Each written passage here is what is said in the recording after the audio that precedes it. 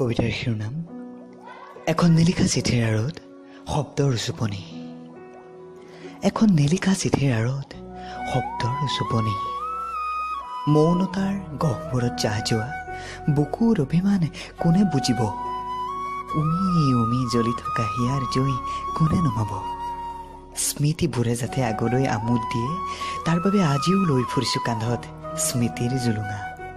নিতৌ পঢ়োঁ ডায়েৰীৰ পৃষ্ঠাত আবদ্ধ হৈ থকা অতীতৰ তিতা মিঠা কাহিনীবোৰ।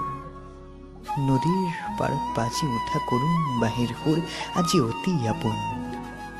পাৰ কৰিছোঁ বহু বিনিত্ৰ ৰজনী, শুনিছোঁ মাছ নিশা কেতেকীৰ মিঠা বিননি।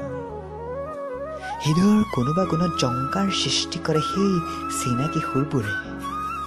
ভয় লাগে সময়লৈ, নাজানো সময়ৰ সোঁতে কাহানি বা কোন অকলশৰীয়া দ্বীপত পেলাই গৈ।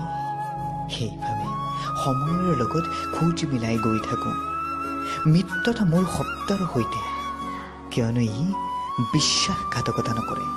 সেইবাবেই থিৰাং কৰিছিলোঁ লিখিম বুলি এখন শব্দৰে গঢ়া ৰামধেনুৰ চিঠি।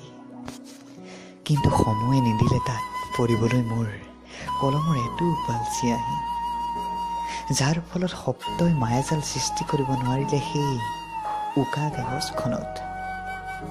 সেইবাবে আজি মনটোৱে বাৰে বাৰে কাণত গুণগুণাই কয়, এখন নিলিখা চিঠিৰ আঁৰত শব্দৰ উচুপনি।